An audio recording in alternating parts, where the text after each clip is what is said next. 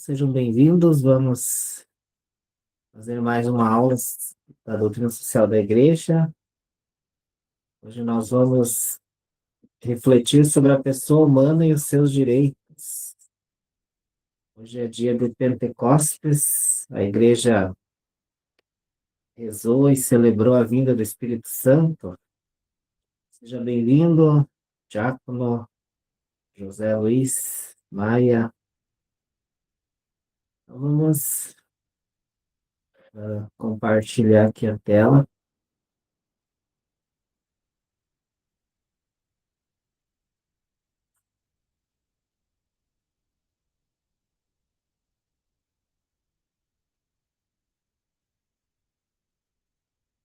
E vamos iniciar com a oração, né? Oração, se apareceu aqui, ainda não. Tentar de novo. Vamos ver. Compartilhar a tela.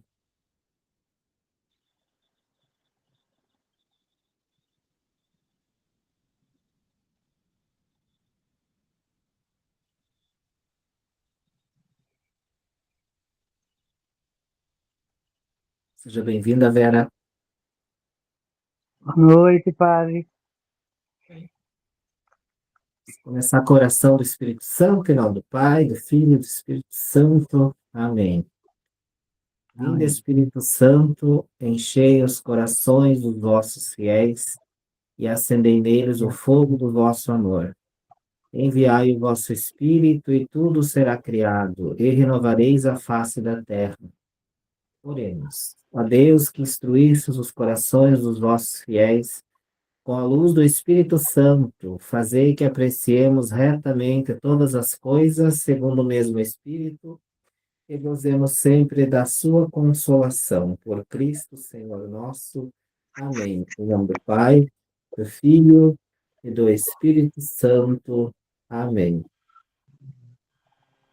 Nós vamos para o terceiro capítulo do nosso compêndio da doutrina social da Igreja, a pessoa e os seus direitos.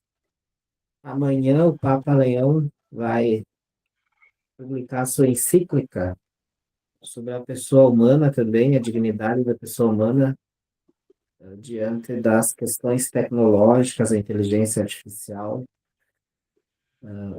Esse capítulo, então, da doutrina social da Igreja, ela nos é uma chave de leitura para dizer que toda a doutrina social da Igreja tem como centro a pessoa humana.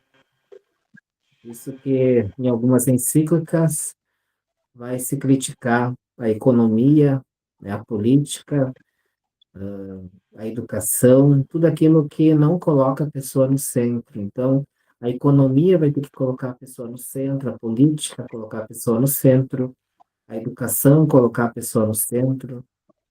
Onde a pessoa não está no centro, então a doutrina social da Igreja vai questionar e vai criticar.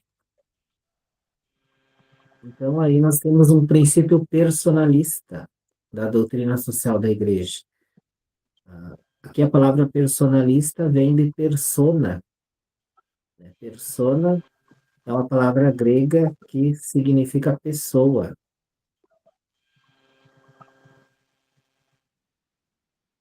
E por que a doutrina social da Igreja, né, o cristianismo, coloca a pessoa no centro? Porque a Igreja vê no homem, em cada homem, a imagem do próprio Deus. E aqui a palavra homem inclui também a mulher. Cada homem e cada mulher é a imagem e semelhança de Deus. Quando Deus criou todas as coisas, ele criou o ser humano à sua imagem e semelhança.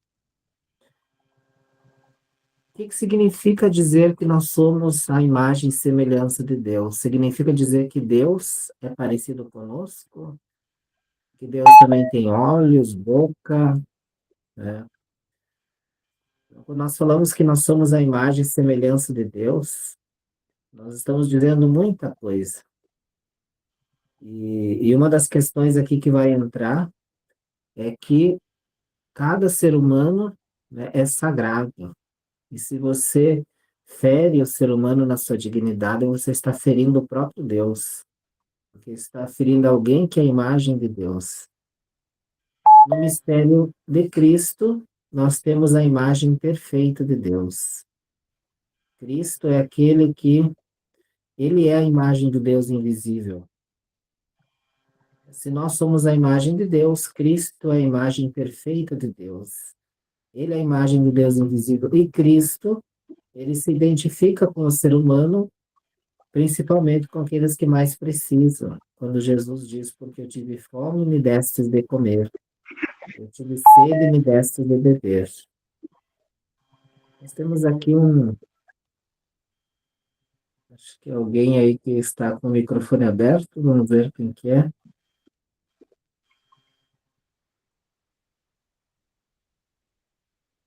Tá.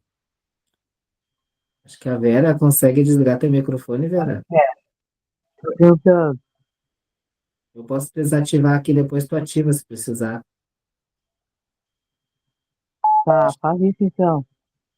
que tá. Ele vai ficar com, vai ficar com esse barulho. Acho que desativei. Vamos continuar.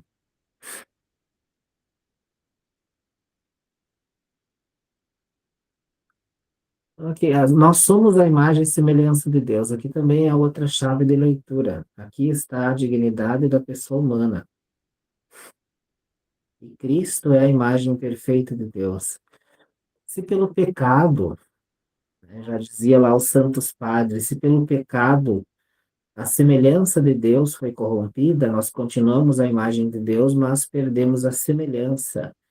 Cristo é a imagem e semelhança de Deus. E nos assemelhando a Cristo, né, nós estamos sendo a imagem e semelhança perfeita de Deus.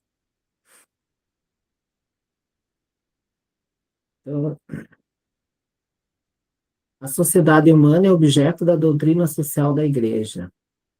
E nós temos na foto uma pessoa olhando o telescópio não, o microscópio. O telescópio olha para as estrelas, né?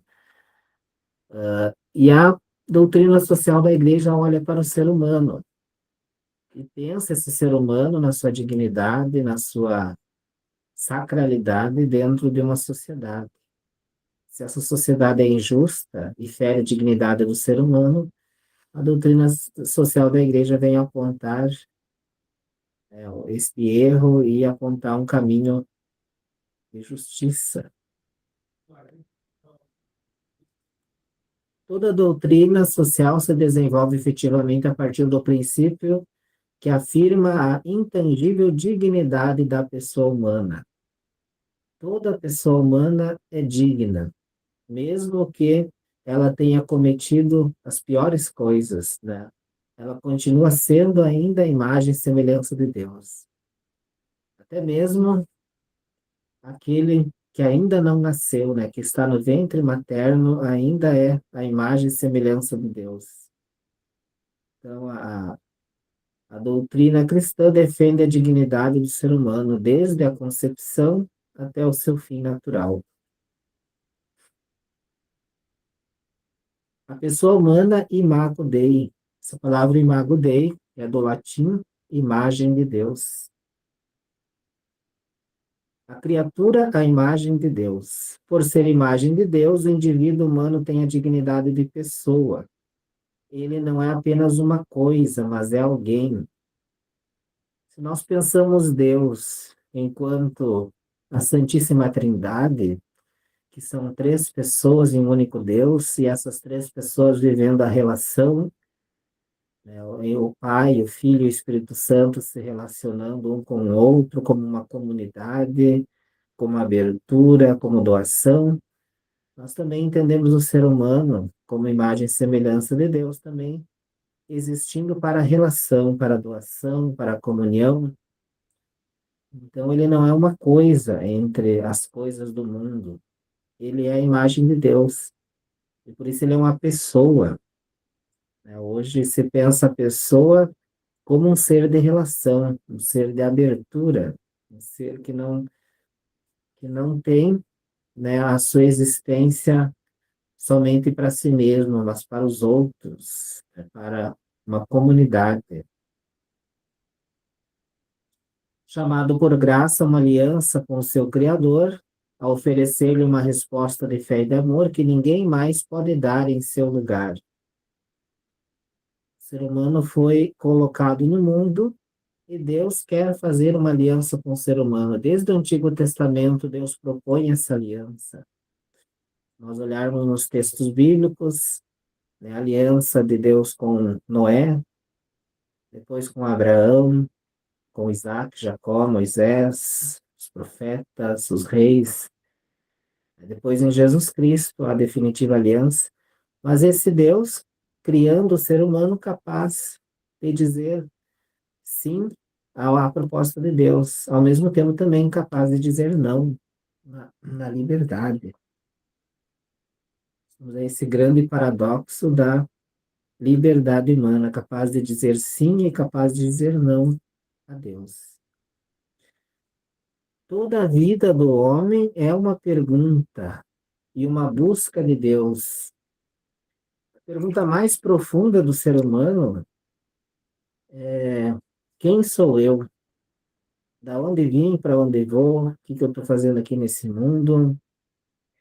E nessas perguntas o ser humano se pergunta: e quem é Deus? Onde eu encontro Deus?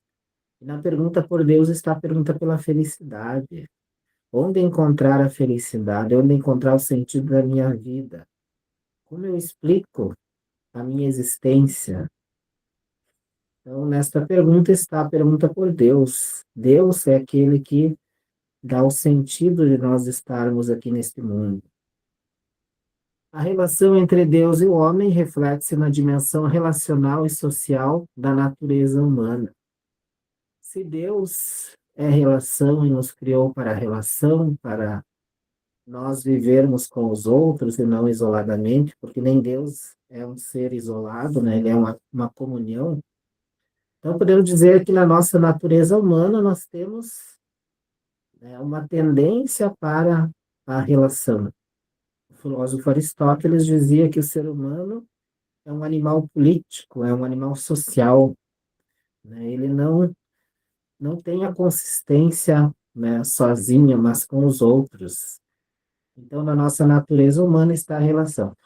Vamos pensar, por exemplo, em 2020 nós começamos, né, aquela pandemia que a gente teve que se isolar, não podia mais se cumprimentar. Quantas pessoas acabaram ficando ansiosas, né? Acabaram até adoecendo mentalmente porque não podiam se relacionar com as outras pessoas, porque nós somos naturalmente, né, tendentes à relação, a estar com os outros, à convivência. E o isolamento nos adoece. Muitas vezes, né, a pessoa que está com depressão, ela tem a tendência ao isolamento, mas quanto mais ela se isola, mais aumenta a depressão. Por isso que, junto com tratamento, medicação, né, acompanhamento psicológico, tem também a questão de se relacionar com as pessoas.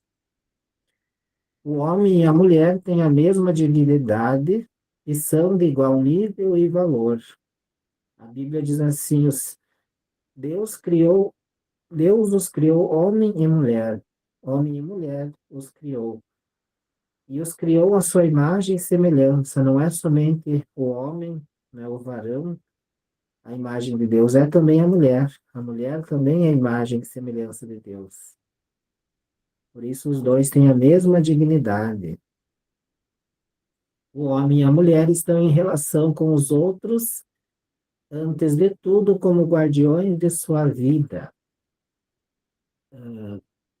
É bonito pensar o ser humano como aquele que não depende aquele que depende dos outros, inclusive para existir, né? Quando o ser humano é colocado no mundo, se ele não tiver alguém que cuide, né, que proteja, que alimente, né, que dê banho, ele não vive, porque Diferente dos animais que são capazes de viver, né, logo depois que nasce, já saem caminhando, já saem até comendo, né? O ser humano, se não for cuidado, ele morre.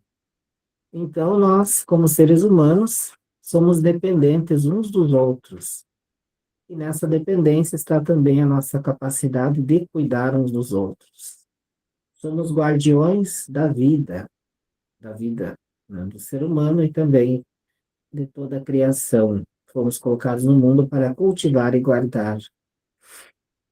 O homem e a mulher se encontram também diante de todas as outras criaturas.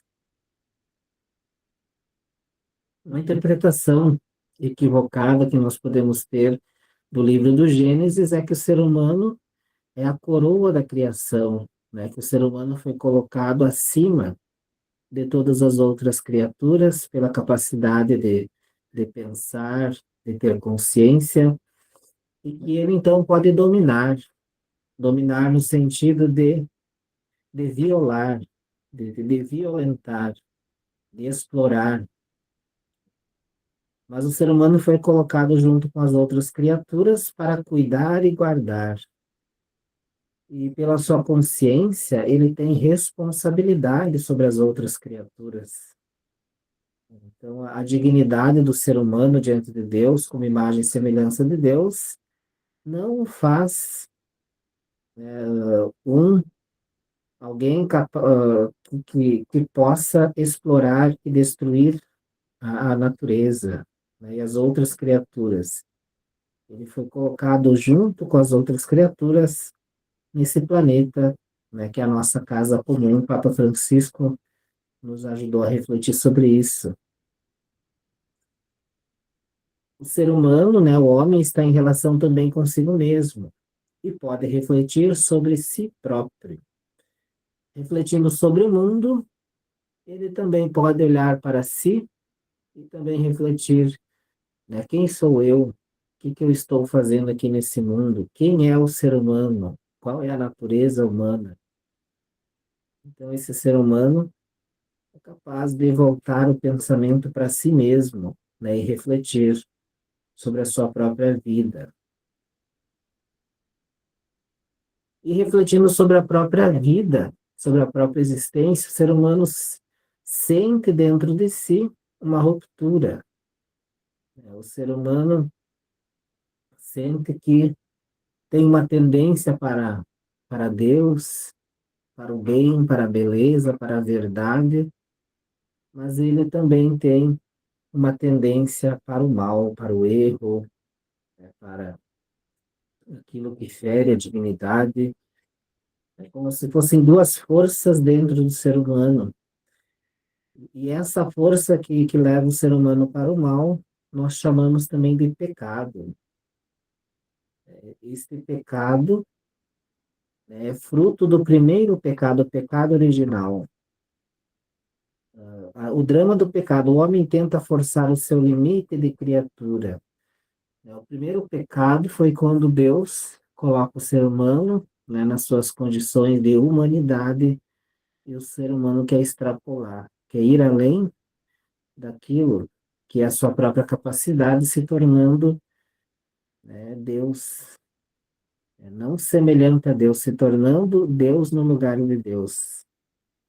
Aí está o pecado.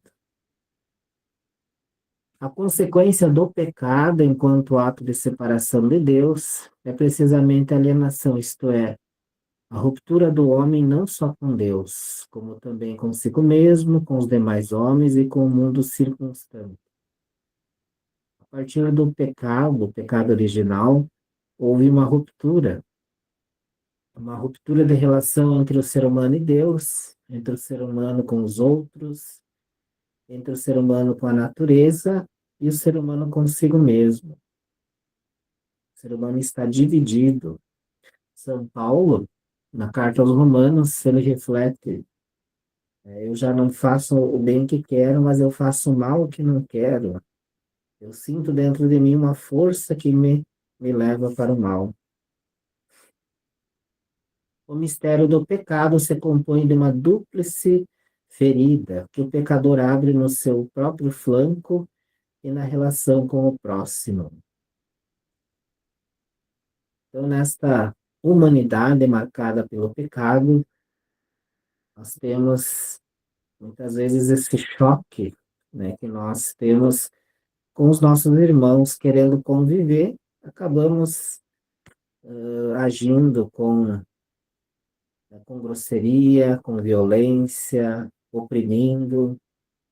Isso é um mistério do pecado que habita em nós. E essa relação com os outros, a partir, né, de um ato de pecado também, a nossa natureza é ferida, nós sentimos que fizemos algo que não deveríamos ter feito. Aí vem a culpa, né, e vem a vergonha.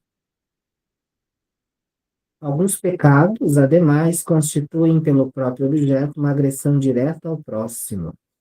Tais pecados, em particular, se qualificam como pecados sociais. Então, quando a nossa atitude atinge outras pessoas, e nessa agressão nós vamos diminuindo a dignidade das outras pessoas, nós podemos considerar como o início de um pecado social. E juntando com outras atitudes também que agridem a pessoa humana, isso vai criando uma estrutura de pecado. E depois que se torna uma estrutura de pecado, as pessoas já nem conseguem mais enxergar o próprio pecado. Já se tornou natural, né? A dignidade da pessoa foi ferida e as pessoas já não se dão conta que aquilo ali, né, é pecado. As consequências do pecado alimentam as estruturas de pecado, é o que eu estava ajudando a refletir antes.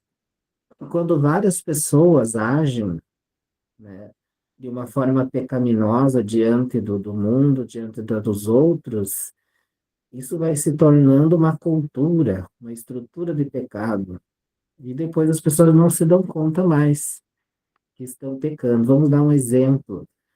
Hoje estamos vivendo uma sociedade fortemente individualista, em que as pessoas não se preocupam mais com o próximo, acham que cada um deve, né, se virar, cada um é responsável por si mesmo, eu não tenho, né, responsabilidade sobre os outros. Aí nós criamos uma cultura individualista.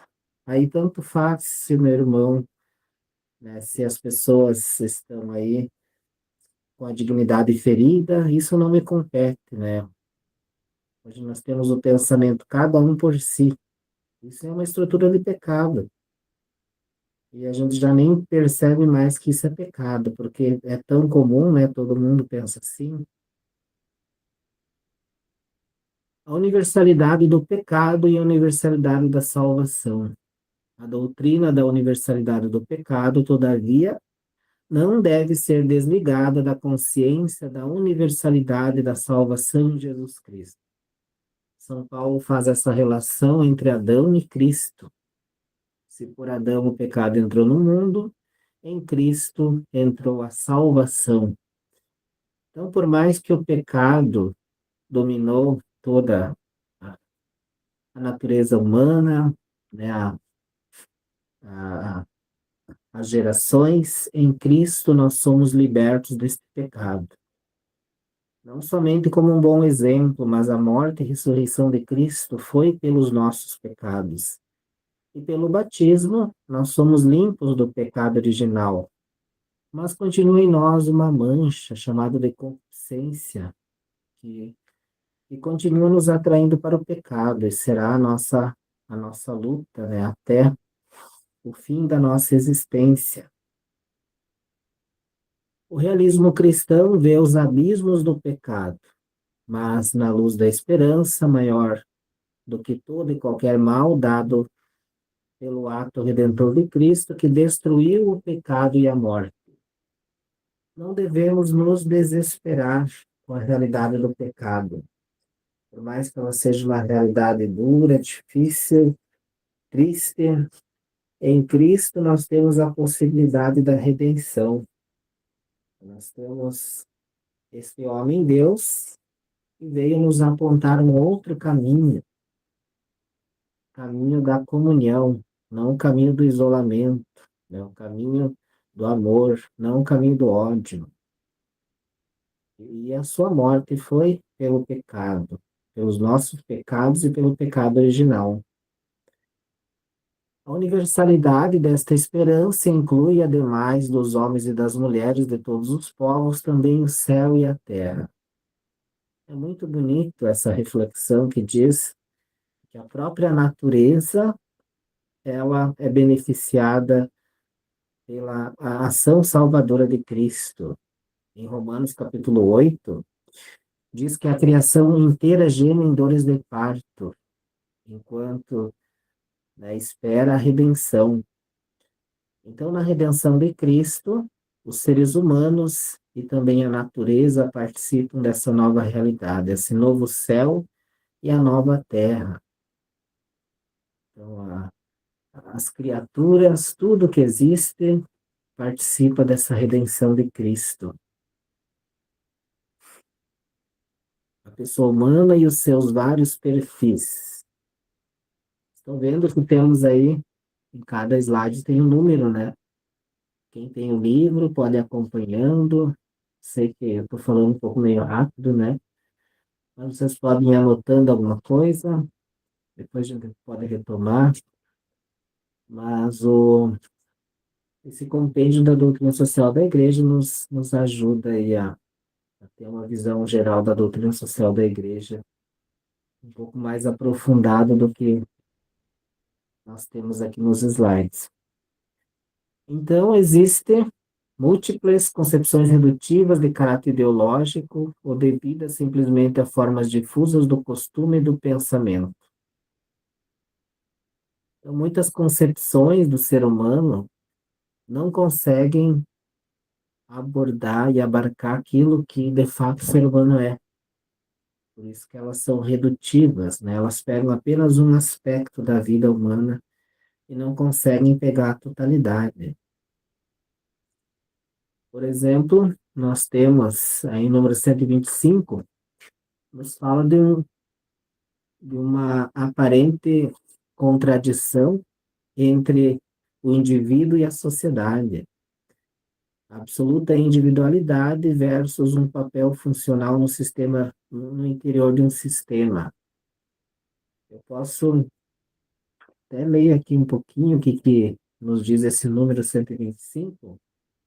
Se alguém tem o compêndio também, pode acompanhar. Diz assim, ó. A pessoa não pode jamais ser pensada unicamente como absoluta individualidade, edificada por si mesmo ou sobre si mesma, como se as suas características próprias não dependessem senão de si mesmas. Nem pode ser pensada como pura célula de um organismo disposto a reconhecer-lhe, quando muito, o papel funcional no interior de um sistema. As concepções redutivas da plena verdade do homem foram já, frequentes vezes, objetos da solicitude social da Igreja, e não deixou de elevar sua voz contra estas e outras perspectivas drasticamente redutivas, preocupando-se antes em anunciar que os indivíduos não nos aparecem desligados entre si, quais grãos de areia, mas sim unidos por relação orgânicas harmoniosas e mútuas, e que vice-versa, o homem não pode ser considerado simplesmente como um elemento e uma molécula do organismo social, cuidando destaque que a afirmação do primado da pessoa não corresponde a uma visão individualista ou massificada. Talvez dando um exemplo, nós temos muitas vezes essa forma de pensar que é uma coisa ou é outra. Por exemplo, quando se afirma bastante o papel do indivíduo na sociedade, que também é ligado ao liberalismo, né? Se diz assim que a pessoa deve ser livre e o Estado deve ser, então, diminuído para que a pessoa seja livre. Aqui, o excesso de liberdade da pessoa leva ao individualismo. Por outro lado, se nós queremos fazer um Estado forte, né, um governo forte que determine o que as pessoas precisam fazer, então, aqui nós temos o problema de que a liberdade das pessoas não é respeitada.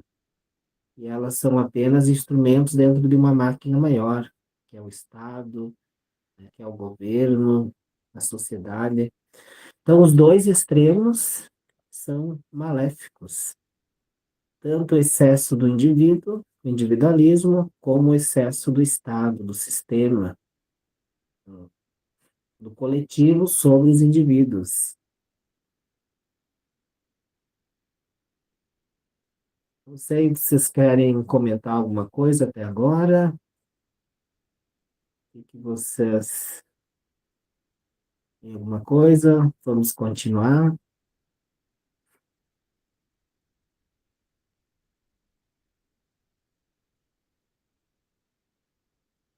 Até agora, o que vocês entenderam? A Deliseu, você podia falar mais um pouco ali, né, quando o senhor falou naquele slide que entrou do pecado social?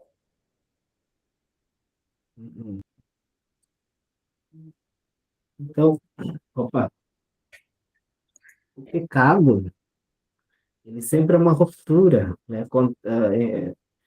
Contra Deus, contra os outros, contra a natureza, contra nós mesmos.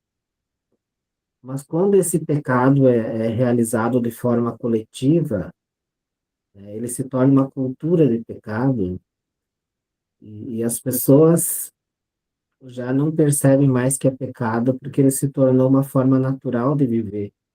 Então, ele se tornou uma estrutura de pecado. E também nós podemos pensar pecado social também como aquele pecado em que nós diminuímos a dignidade da pessoa humana na sociedade. Nós temos aqueles pecados que nós chamamos, né, de um pecado pessoal que simplesmente nos faz, quando nós fazemos contra nós mesmos, né? Quando o efeito daquele pecado, né, gira em torno de nós mesmos. Mas quando a gente começa a pecar no sentido de oprimir as pessoas, explorar, não pagar o salário necessário, né, denegrir, diminuir outras pessoas, aí nós estamos entrando num pecado social daí. E juntando os pecados sociais, meu e dos outros, né, nós acabamos criando uma estrutura de pecado. E aí o problema é que quando as gerações novas vêm chegando, né, as crianças, e elas olham para os adultos, né, como referência, agindo daquela forma, essa geração vai achar que isso é normal. Aí nós temos uma estrutura de pecado muito difícil de ser mudado, porque vai depender agora de uma reeducação dos valores, que são valores, de fato, não somente cristãos, mas humanos. Veja só como hoje a gente tem que, inclusive, né, falar do óbvio, né, que você precisa ensinar uma criança a pedir desculpa, né, por favor, obrigado, né, com licença. Isso para nós seria óbvio, né, mas hoje, dentro de uma estrutura que nós estamos assim, hoje não é mais óbvio, né, hoje sai da frente, senão eu passo por cima, né, a sociedade é assim. Se você me incomoda, eu eu te tiro do meu caminho, né? Porque, como dizia Nietzsche, né? Uma falsa interpretação de Nietzsche, né? Só os que têm potência e força, né? Conseguem, aqueles que são covardes, né? Aqueles que não têm potência, eles vão ser esmagados. Podemos continuar?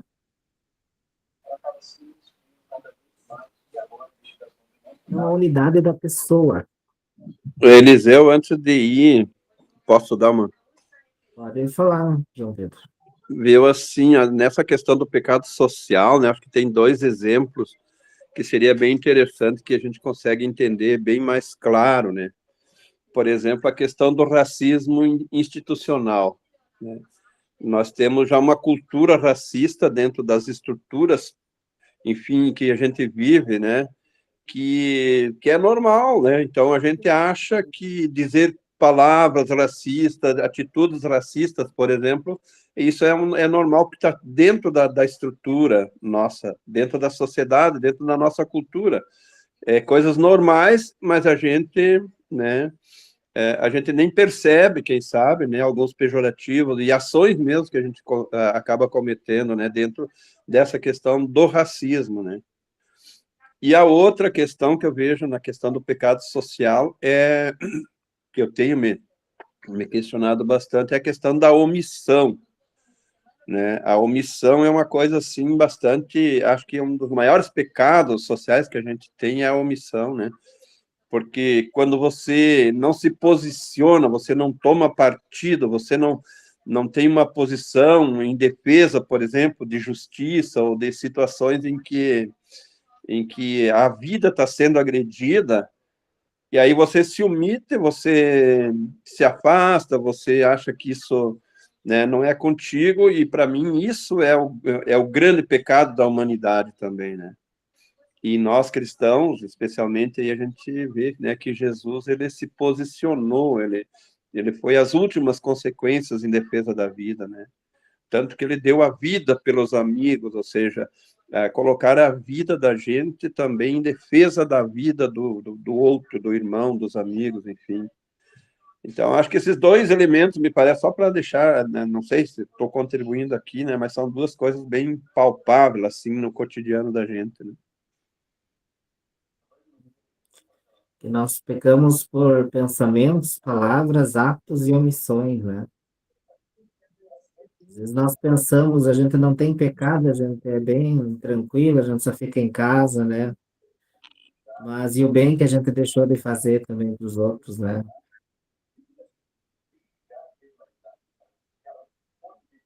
Então, não fazer o mal não significa que nós não estamos né, talvez deixando de fazer o bem também.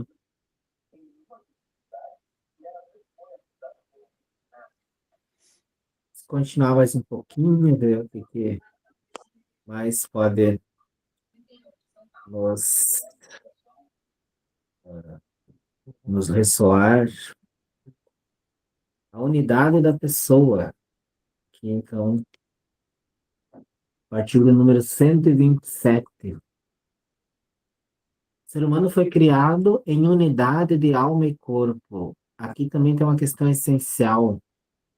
E o Papa Leão, eu estava lendo o Dilexit, né? E amanhã ele vai lançar o Dignidade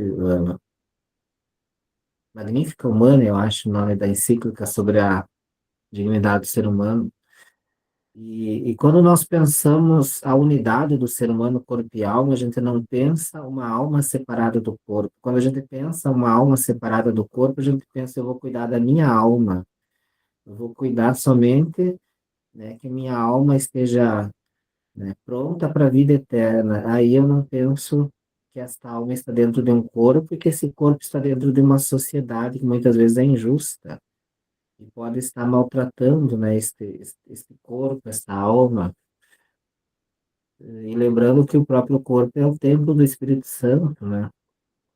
Então, pensando nesse ser humano, corpo e alma, nós também conseguimos pensar na nossa dimensão, né, da dignidade da pessoa humana nesse mundo, né? Não somente pensar ele separado, alma e corpo. A dimensão corporal, contudo, após a ferida original, faz com que o homem experimente as rebeliões do corpo e as perversas inclinações do coração. Que nós temos que cuidar com uma ingenuidade que nós podemos ter sobre a natureza humana, achando que o ser humano é totalmente bom em todas as circunstâncias, né? Nós temos que levar em conta que existe dentro do ser humano uma possibilidade de fazer o mal, de mentir, de agredir, de usar de violência, de injustiça. E por isso, então, nós temos que ter instituições que nos protejam também desse excesso que o ser humano pode ter contra os outros. Então, nós temos aí, né, os perigos da maldade que existe dentro de cada um de nós. O ser humano é um ser material ligado a este mundo mediante seu corpo e um ser espiritual aberto à transcendência. Vivendo nesse mundo, o ser humano também espera a vida eterna. Mas não somente espera a vida eterna, ele vive nesse mundo, ele tem uma missão aqui nesse mundo. Só que essa missão ela continua na eternidade. Abertura à transcendência e unicidade da pessoa. O ser humano é aberto ao infinito e a todos os seres criados.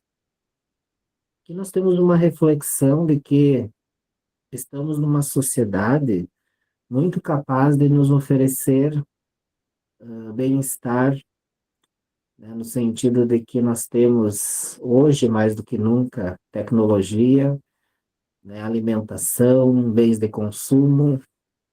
Se pensar um tempo atrás, quase ninguém tinha carro, né? O pessoal ainda andava de cavalo, de carroça, né? E para andar à distância a gente precisava de dias, né?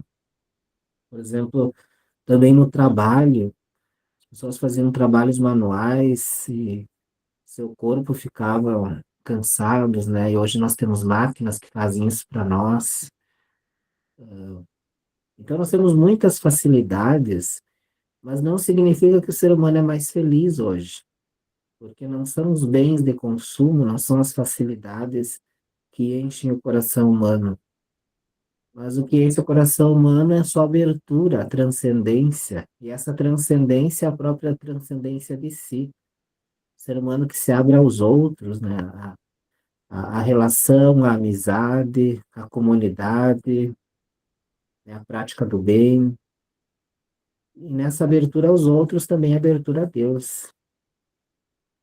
E também o problema de não pensarmos somente essa abertura a Deus sem abertura aos irmãos, que foi a nossa primeira reflexão, o nosso primeiro encontro. Lembra que se dizia que quem não ama o irmão também não ama a Deus. Então não podemos nos enganar de que nós, estando abertos a Deus, à oração, a uma vida espiritual, sem uma vida, né, de cuidado com os irmãos, principalmente os necessitados, não é uma vida verdadeiramente de transcendência, de fé, né? É apenas um gesto egoísta de querer nos relacionar com Deus sem nos relacionar com os irmãos.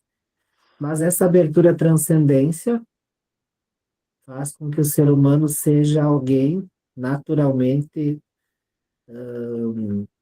insatisfeito. Aqui está uma palavra.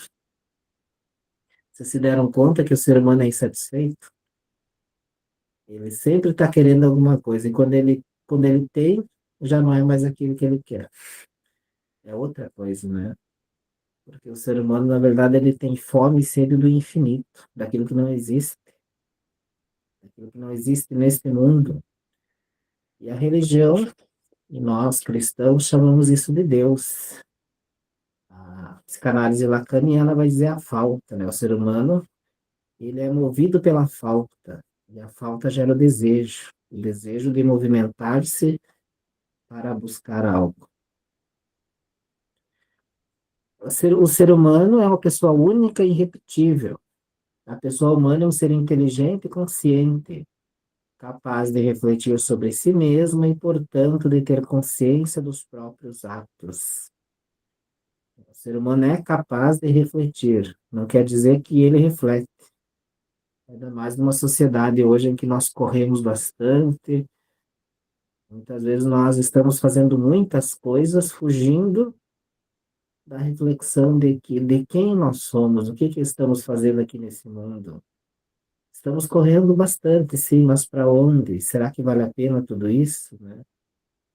Quando nós olharmos lá na frente, quando estivermos, né, talvez no fim da nossa vida e olhar para trás, e a gente vai dizer, será que valeu a pena? Será que eu gastei o meu tempo naquilo que era, de fato, importante ou simplesmente corri?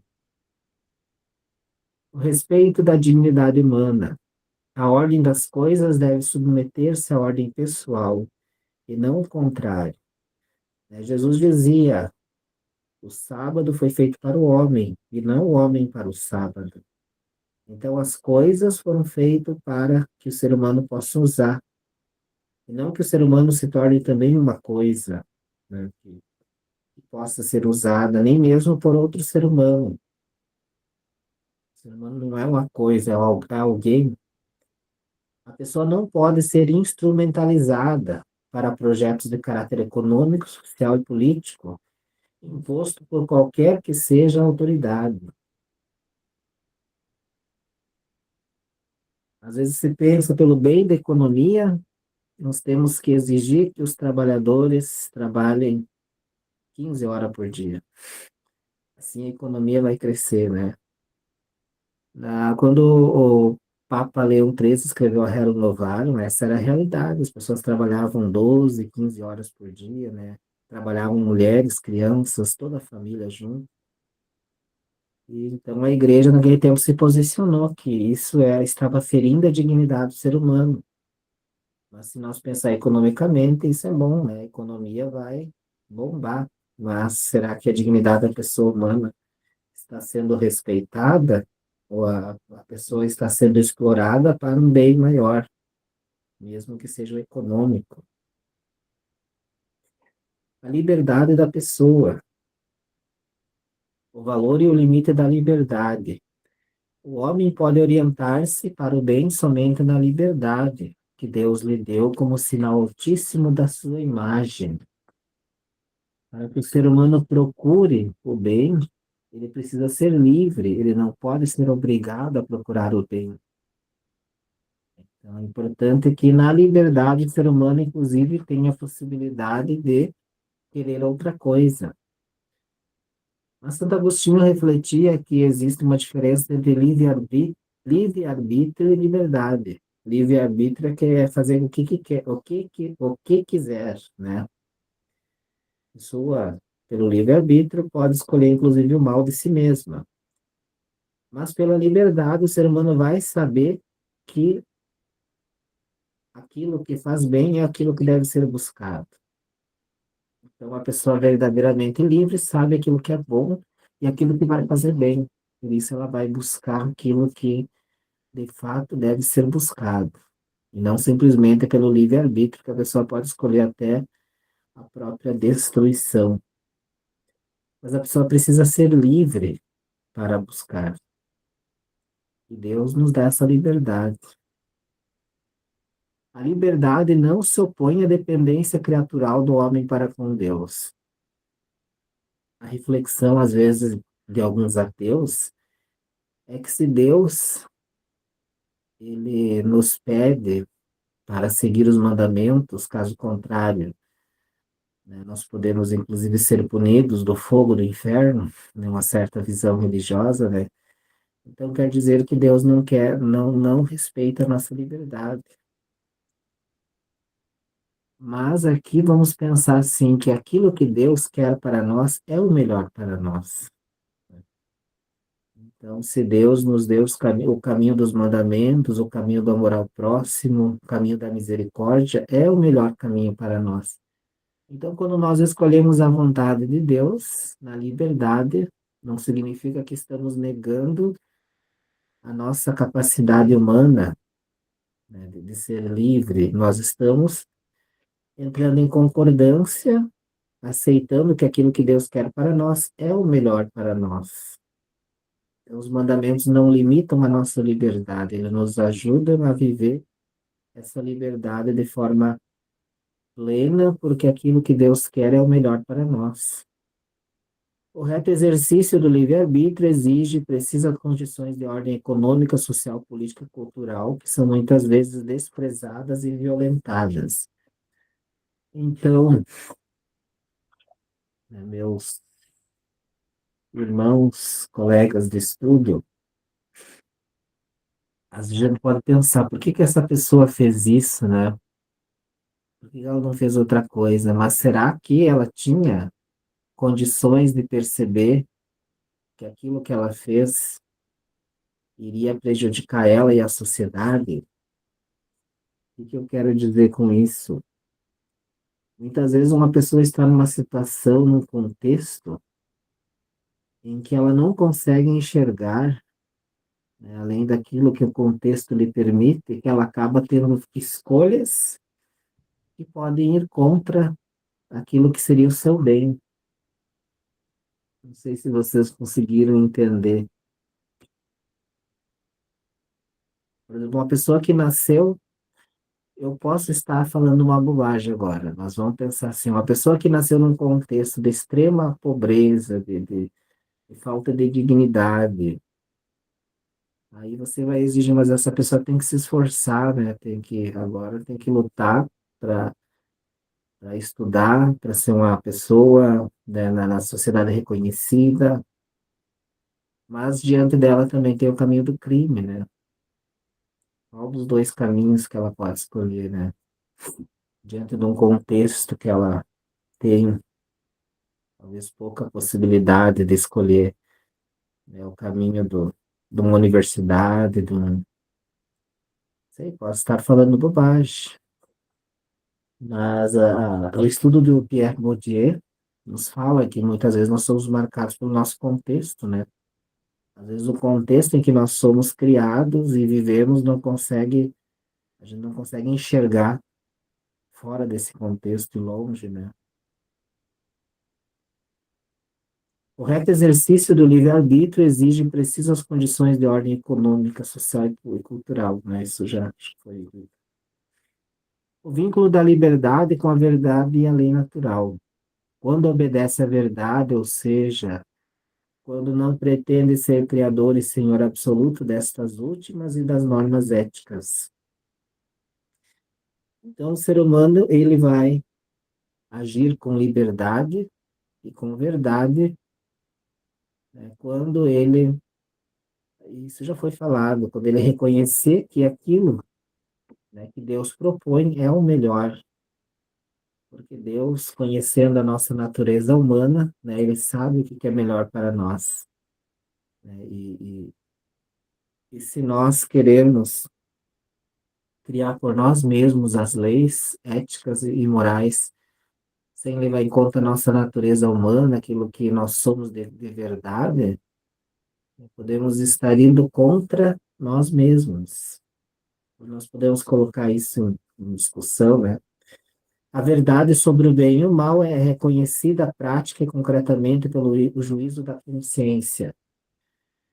Dentro da teologia moral, o conceito de lei natural significa que o ser humano foi criado por Deus com a consciência de que deve fazer o bem e evitar o mal. É como se dentro de cada pessoa que tiver a consciência formada, quando ela faz algo errado, ela sabe que faz e ela tem vergonha, né? Ela sente culpa quando faz algo errado.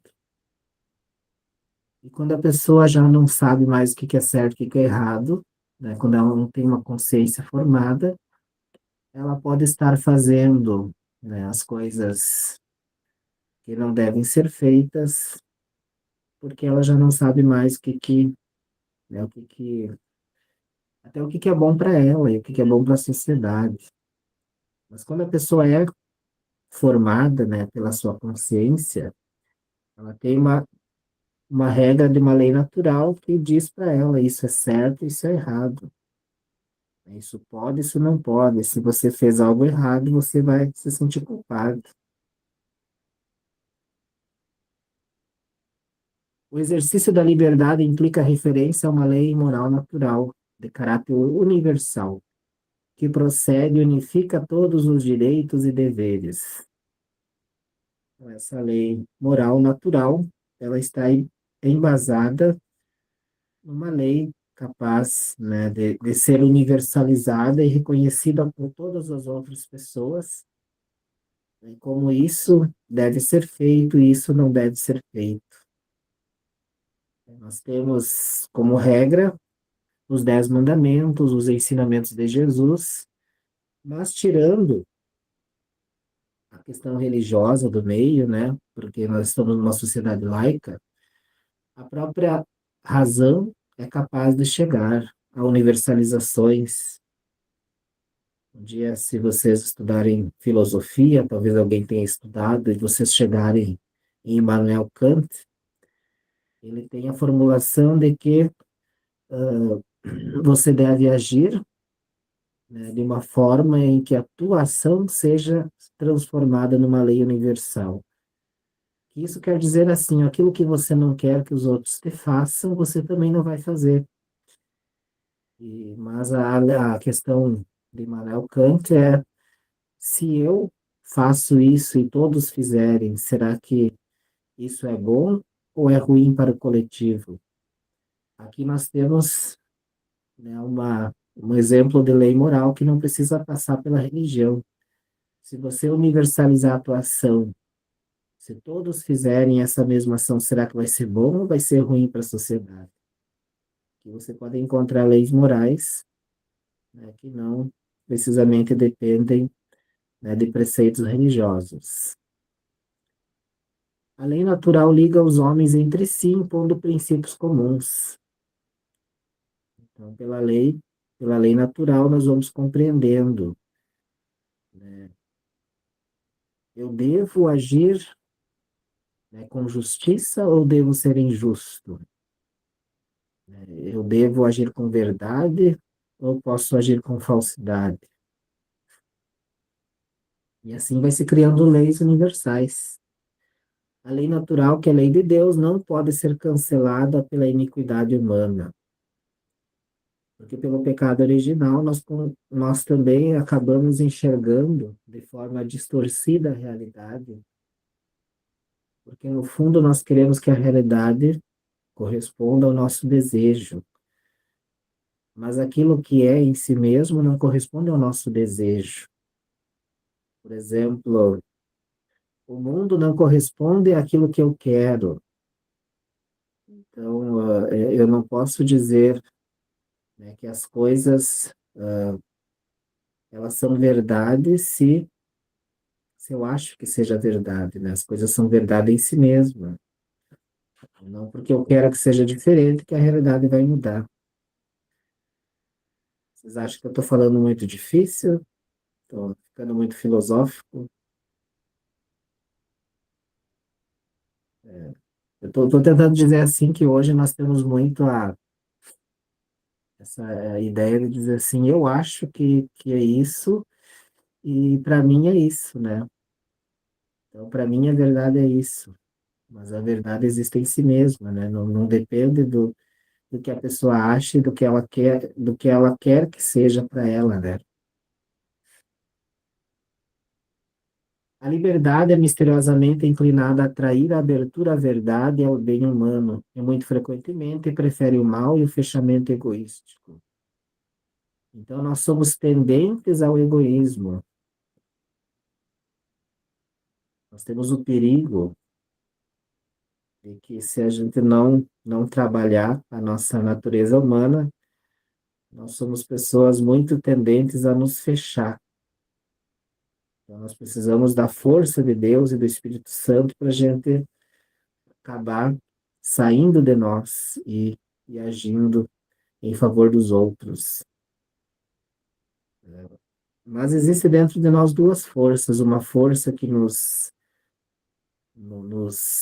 fecha no nosso egoísmo e outra força, né, que é a da graça de Deus, que nos leva ao encontro dos irmãos. Então, a graça e o pecado existem dentro de cada um de nós. Enquanto o pecado nos afasta dos outros, né, nos fecha no orgulho, no egoísmo, a graça de Deus, o Espírito Santo, nos leva ao serviço, a doar a vida pelos irmãos, como dizia o João Pedro. A igualdade e dignidade de todas as pessoas. Deus não faz distinção de pessoas, uma vez que no rosto de cada homem resplandece algo da glória de Deus.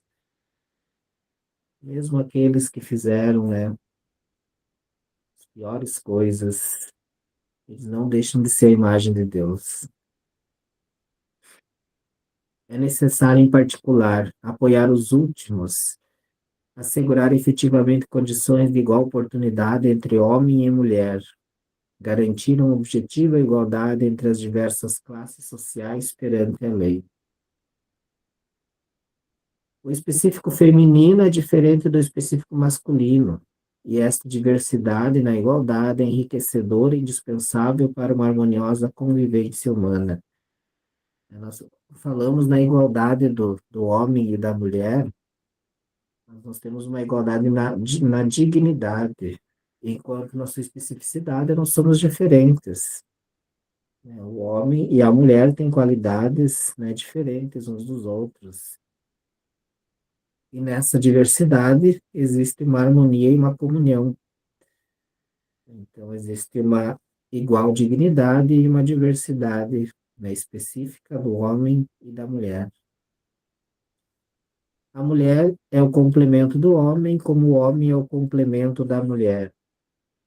A mulher não é somente uma companheira e uma auxiliar do homem, né? A mulher é um complemento do homem e o homem é o complemento da mulher.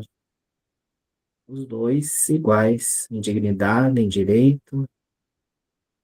Até a lei civil hoje nos pede para trabalhar na igualdade salarial. Não sei como é que está isso, né? Se está sendo respeitado, mas as mulheres precisam ainda, né, de muita igualdade dentro da nossa sociedade. As pessoas deficientes são sujeitos plenamente humanos, titulares de direitos e deveres. Então, hoje a questão da inclusão, não excluir as pessoas, né, que têm alguma deficiência, porque na verdade todos nós somos diferentes uns dos outros. E nessa diversidade nós temos uma riqueza muito grande. E a sociabilidade humana, essa capacidade de nos relacionar.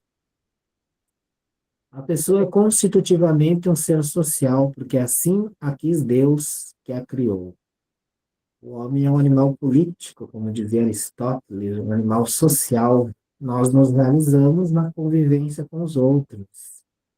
Dependemos dos outros para viver desde como nós nascemos. Por causa da soberba e do egoísmo, o homem descobre em si gérmenes de insociabilidade, de fechamento individualista e de opressão do outro. Então, essa nossa capacidade de abertura corresponde também a uma capacidade e possibilidade do nosso fechamento. E que hoje a sociedade que estamos vivendo, ela nos possibilita mais o fechamento, numa cultura que nos diz que o individualismo faz parte da forma natural de ser, até mesmo porque o individualismo está ligado a uma sociedade competitiva. Nós somos competidores uns dos outros, nós não nos vemos muito como irmãos, mas como adversários dentro de uma sociedade em que cada um é responsável pela sua própria carreira, sua própria profissão, e aqueles que ficam para trás, né, são chamados de preguiçosos, né, não, que não se esforçaram. Veja só o que faz a cultura, né, faz com que nós pensamos que o nosso irmão, né, que está aí, seja uma pessoa que, de fato, não tem dignidade, porque a culpa é dele. O bem comum depende efetivamente de um são pluralismo social. Então, para o bem comum, nós precisamos de pessoas diferentes, que pensam diferente, que têm dons diferentes, que agem diferente. Né? Isso é bom para o bem da comunidade.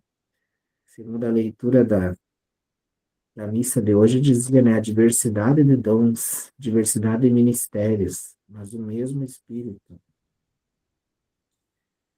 E os direitos humanos.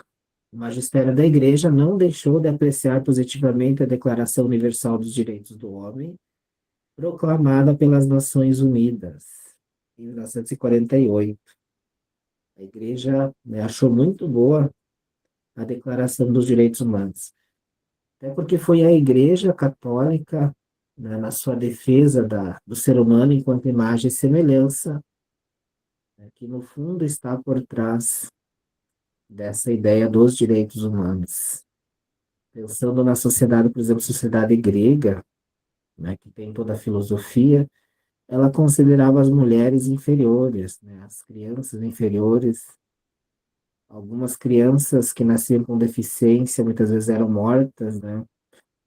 Enquanto no cristianismo, todo ser humano é a imagem e semelhança de Deus. Todas as pessoas, sem distinção. A raiz dos direitos do homem, com efeito, há de ser buscada na dignidade que pertence a cada ser humano. Cada vida é sagrada e deve ser defendida. Deve ser defendida porque tem dignidade, porque nós somos a imagem e semelhança de Deus. Os direitos do homem hão de ser tutelados não só cada um singularmente, mas no seu conjunto. Tais direitos tocam todas as fases da vida e todo o contexto político, social, econômico, cultural. Então, desde a nossa concepção até o nosso fim natural, nós temos dignidade e direitos, todas as fases da vida. Vamos pensar também, por exemplo, na questão geográfica. Quando acontece alguma coisa, né, lá no estado europeu, a gente fica escandalizado, né? Ou num lugar em que tem uma elite social. Mas e quando acontece na África ou nas favelas, parece que é normal, né? Aquela vida lá vale menos. Então, a vida é em todas as fases e em todos os lugares ela é digna. Na encíclica Centésimos Anos, João Paulo II sintetizou no elenco o direito à vida, o direito a viver numa família unida e num ambiente moral favorável, o direito a maturar a sua inteligência, o direito a participar ao trabalho, o direito a fundar uma família, acolher e educar os filhos, direito a viver na verdade da própria fé, direitos e deveres. No relacionamento humano, a determinado direito natural de uma pessoa corresponde o dever de reconhecimento e respeito desses direitos por parte dos demais. Então, se uma pessoa tem direito, os outros têm o dever de reconhecer esse direito. Bem como a pessoa também deve reconhecer que tem os seus próprios deveres.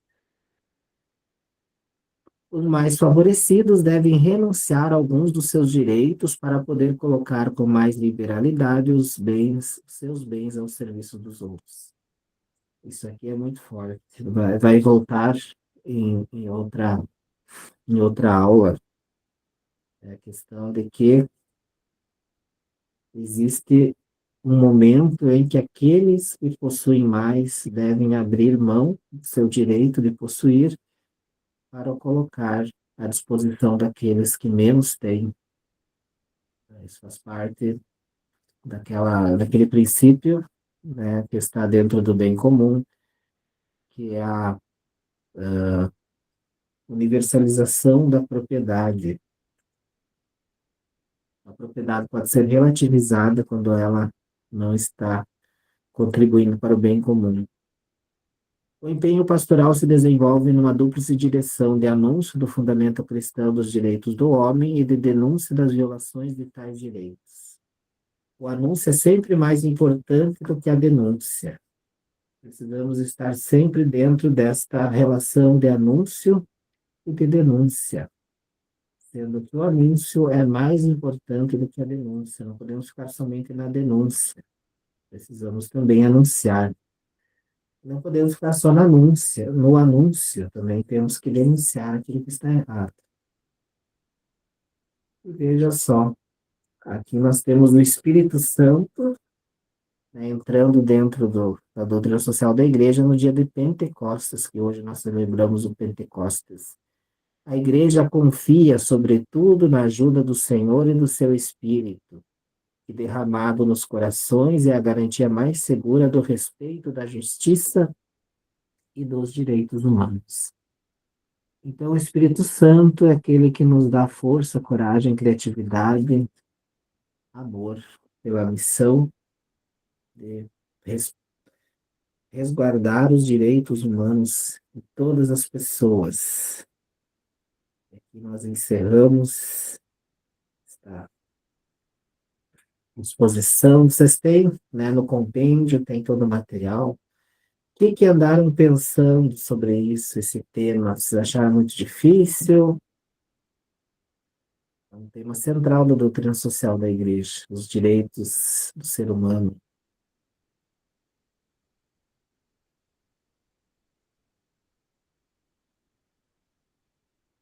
Querem destacar alguma coisa?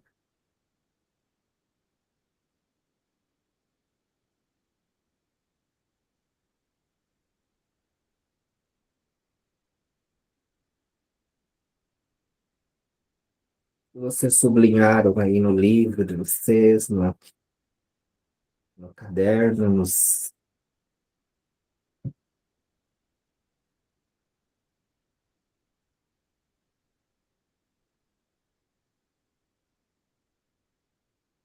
querem compartilhar alguma.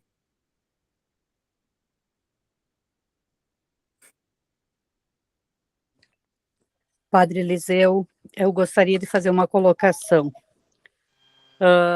A gente, de acordo com o que nós vimos aí, a gente vê que tudo que existe, a harmonia da criação, ela revela que tudo que existe, ele está interligado, e que a gente é semelhança de Deus, e que a gente precisa viver em comunhão, que a gente precisa respeitar o outro, respeitar a natureza, não querer dominar.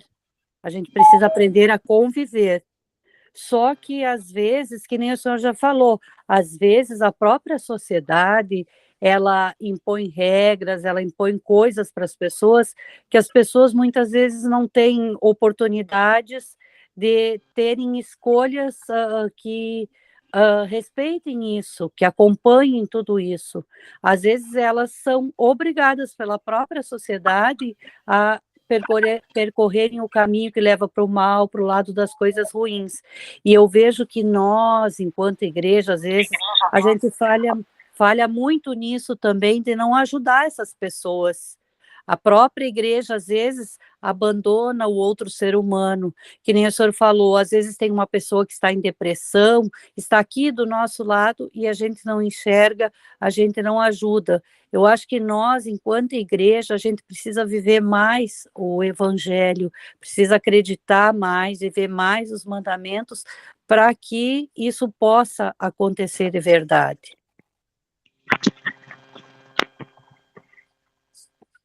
A escolha da pessoa também depende da informação que ela tem, né, para aquela situação. Você falou aí na questão da depressão, hoje temos muito problema da saúde mental. Mas muitas vezes a pessoa não tem informação de como agir diante daquela situação. Agora, nós estamos com a juventude refletindo sobre saúde mental e chamando profissionais. Um deles é o filho ali do Diácono Maia, né, o Luiz Felipe, que é psicólogo, que vem nos ajudar a pensar nessas situações, né, o que acontece, o que nós devemos agir diante de uma pessoa que está com um problema, né? Às vezes até pensando em suicídio. Se a gente não tem informação certa, a gente pode cometer coisas assim que não ajudam, né? Então, a liberdade também significa que a pessoa tenha a informação certa para poder agir.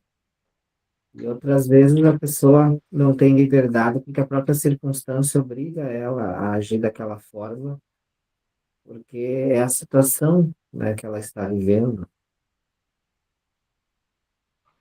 De fato, a igreja, né, tem esse dever de ensinar e orientar as pessoas, se colocar a serviço.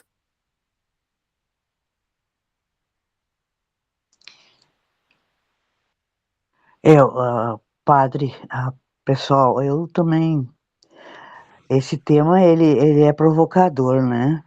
Ele mexe com a gente, ele faz com que a gente saia desse lugar, dessa bolha, desse lugar confortável que a boa parte da humanidade tem, né?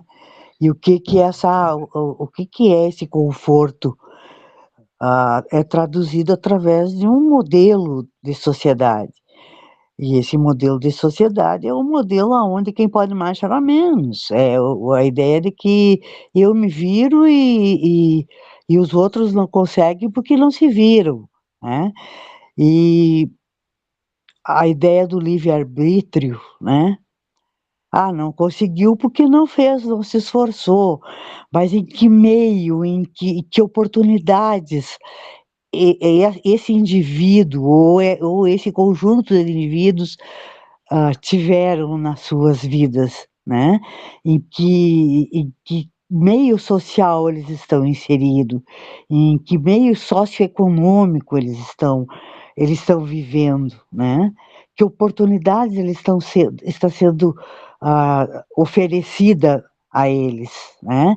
É a oportunidade de produzir para que o outro se dê bem, que é o modelo da exploração do homem pelo homem, ou é a ideia de que cada um de nós sejamos capazes de produzir para o conjunto, para que todos estejam bem, para que todos fiquem bem, né?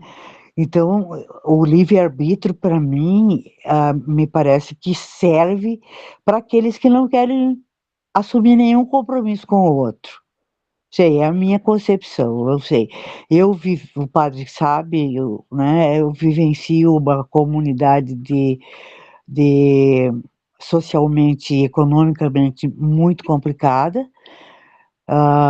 de baixíssimo grau de econômico, de baixíssimo grau cultural, de baixíssimo grau de trabalho, enfim.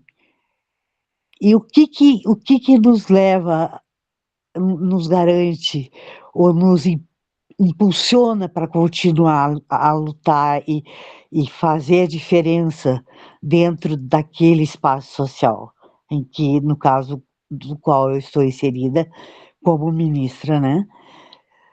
Eu fico me questionando o que alguém da família, alguns da família me diz, o que tu quer com isso? O que tu vai ganhar com isso? Que lucro tu tá tendo, né? Tu só trabalha, tu não pensa mais em ti, tu não te cuida. São, são um olhar individualista. E eu fico pensando, sabe, em não e responder para essas pessoas que a alegria e o prazer que me dá de ver o outro feliz por uma ação que eu pude fazer. Isso não tem preço, isso não é inegociável. Mas esse modelo, a nossa sociedade, os indivíduos são de alto teor egoísta e pensa, pensa que quem não tem uma postura egoísta ou menos egoísta é bobo, está sendo explorado, está sendo usado, o que tu está ganhando com isso? Então, é o tal de ganhar, né? Se eu não ganhei, não vale a pena. E é essa concepção de sociedade que nós, enquanto igreja, temos que combater. Eu acho isso. Eu acho que a gente vive numa sociedade também, assim, muito individualista, uma sociedade que só pensa em competitividade, em querer ter, e esqueceu do ser. E é esse querer ter que favorece tudo isso, que não dá oportunidade para as pessoas. Me parece também, dentro desse diálogo todo, e dentro daquilo que a gente falou, que a gente escutou, desse estudo da doutrina social da igreja, que está faltando, Padre Eliseu, justamente isso. Está faltando mais conhecimento do que realmente Cristo, por que Cristo veio ao mundo e o que realmente nós, enquanto cristãos, devemos fazer nesta sociedade. Eu acho que se a gente tivesse um pouquinho mais de conhecimento da doutrina de Cristo, que estão nos documentos da igreja, inclusive, como esse que a gente está estudando nesse momento, a gente não iria contestar tanto e a gente iria ter mais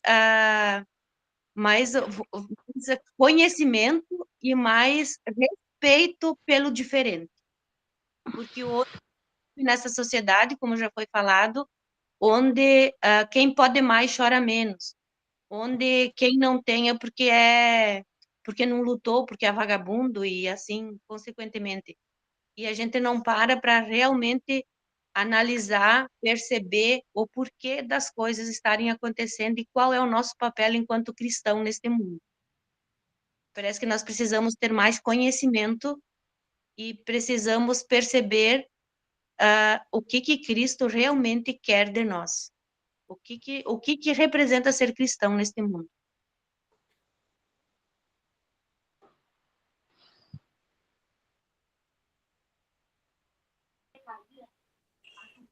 Eu gostaria de tecer mais uma análisezinha pequena aqui, rápida, né, até para não alongar muito, mas me parece assim que o grande problema nosso, especialmente de nós cristãos e de nós como igreja, é que a gente acabou ao longo do tempo perdendo algumas coisas que são fundamentais para a nossa espiritualidade cristã, né? E o que a igreja, enfim, o sistema que está posto aí acabou nos levando para um lado de pensamento, né, de que o mundo é assim mesmo. O próprio sistema capitalista, né, que acaba individualizando as pessoas, né, pregando a meritocracia, quem pode mais chora menos, capital deve estar acima de todas as outras coisas, em detrimento da vida, né?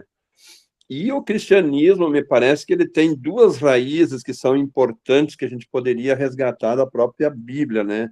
O estudo da Bíblia nos mostra que o povo do Antigo Testamento, ele caminhou por muitos anos em busca de uma mensagem que Deus trouxe para eles, né? De uma terra prometida, de uma terra que corre leite e mel. E foi toda uma vida, todo um investimento, há muitos anos, né, que esse povo caminhou, se orientou para chegar na Terra Prometida. E aí eles tiveram uma experiência ali de 200 anos, né, de comunhão, de fraternidade, sistema tribal, onde a propriedade era de todos, todo mundo tinha igual, né, não se colocava a propriedade acima do bem comum, né? Então, me parece que lá no Antigo Testamento já deu uma orientação para que a gente pudesse... Esse é o tipo de sociedade que Deus quer. Então, Deus tem uma orientação para organizarmos a sociedade, né? E muitas vezes a gente diz, a igreja não deve se meter nas questões sociais, na questão das organizações da sociedade, né? Especialmente a gente fala muito aí na questão política, né? E a política é um setor, o espaço onde realmente tudo se organiza, né? E os grandes conflitos que a gente tem na sociedade são normalmente pela falta de, ou pela não partilha dos bens, dos recursos que estão por aí, né? Então, isso gera muitos conflitos. Mas Deus tem uma orientação, o sistema tribal, o sistema de comunhão. E aí vem as primeiras comunidades, os primeiros cristãos, o que eles fizeram? Eu entendo que eles foram os primeiros que conseguiram pegar a mensagem da doutrina social de Jesus Cristo, né? Todos traziam o que tinham, repartiam tudo entre eles. De novo, eles fazem a experiência do sistema tribal, onde a propriedade não deve estar acima, né, do bem. Todos têm que ter direito à vida, né? E se preocupar com os outros. Então, tem uma proposta para um tipo de organização social do qual nós, cristãos, devemos ter muita consciência disso, né? E a partir do momento que nós temos essa consciência, a gente quase que se obriga, né? Ou sob pena do pecado de omissão, né? A gente se obriga a propor isso na sociedade, ou para a sociedade, né? Então, talvez seja esse o grande desafio, né? O que nós, como igreja, nós, como cristãos, né? Que tipo de organização social nós vamos propor para o mundo de hoje, né? No qual nós estamos inseridos. Às vezes a gente diz, mas eu não vou conseguir mudar nada, porque, né, a política lá em cima, os caras fazem tudo errado e não fazem de acordo, mas se a gente não tomar uma providência, se a gente que está aqui não fizer alguma coisa, nós estamos nos omitindo, inclusive sob pena disso aí, de estarmos dentro dessa questão aí do pecado da omissão social, né? Mas, enfim, é uma reflexão importante, aí, porque a gente, mas assim, o que eu vejo, a igreja tem uma proposta também, né? A igreja não foge desse debate, né? Até porque é fundamental no cristianismo isso, né? A própria Bíblia é o fundamento da igreja. Então, tem a experiência do mundo cristão, do mundo do povo de Deus, mas a gente se omite porque hoje o sistema capitalista diz assim, você não deve se meter, por exemplo, na política. Você tem que cuidar da alma e da tua salvação e deixa o resto, né? Porque isso é tudo trabalhado justamente, né? Isso é contra o princípio cristão, o nosso princípio, né? Eu, pelo menos, entendo isso, né? Mas o sistema promove, prega e nos induz, de repente, a gente não tomar as providências, né, necessárias para um mundo mais justo, uma sociedade mais fraterna, mais igualitária. Acho que o Papa Francisco fez muito bem esse debate no sentido da inclusão social. Isso é responsabilidade nossa, né?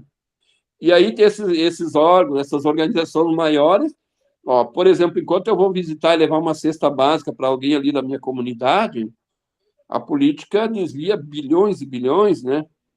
Mas se não tiver um programa político, uma lei que possa fazer com que um grande desses investimentos públicos seja direcionada para assistir ou para ajudar essas comunidades, o efeito é muito maior.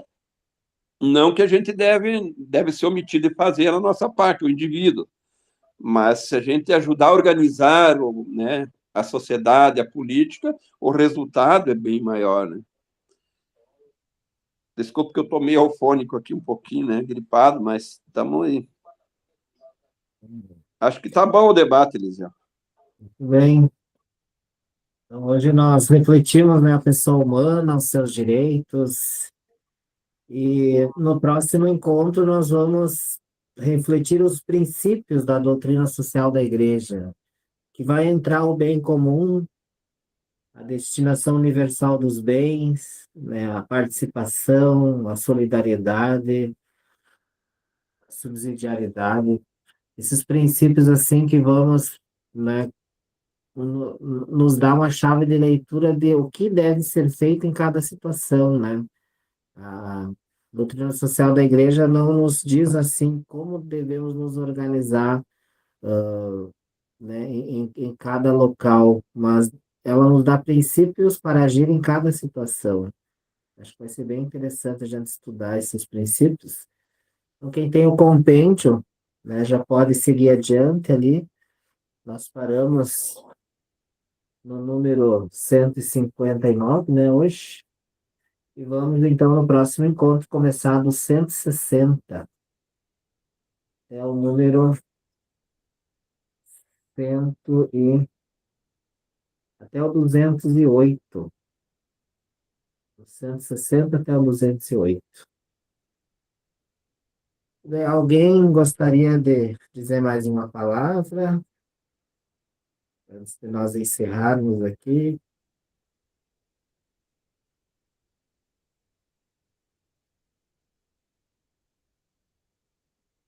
Tudo certo? Podemos encerrar.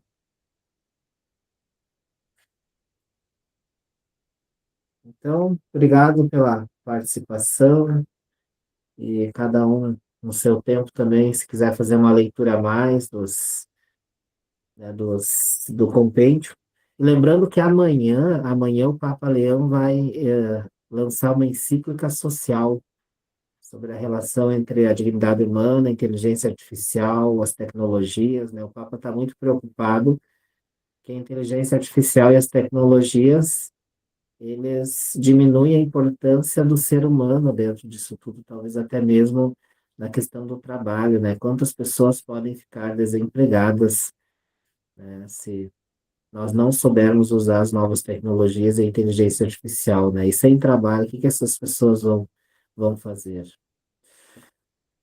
Que o Senhor Deus o seu Espírito nos anime nesta missão que é promover o bem, anunciar o reino de Deus e também já fazendo com que esse reino de Deus seja presente neste mundo até nós chegarmos à vida eterna. Glória ao Pai, ao Filho e ao Espírito Santo, como era no princípio, agora e sempre. E por agora e sempre. Amém. Senhor Deus nos abençoe, em nome do Pai, do Filho e do Espírito Santo. Amém. Então tá, uma boa semana, bom estudo, quem quiser estudar, doutrina social da igreja, compêndio. Então, boa noite, obrigado pela participação. Boa noite. Boa noite. Boa noite. Boa noite. Boa noite.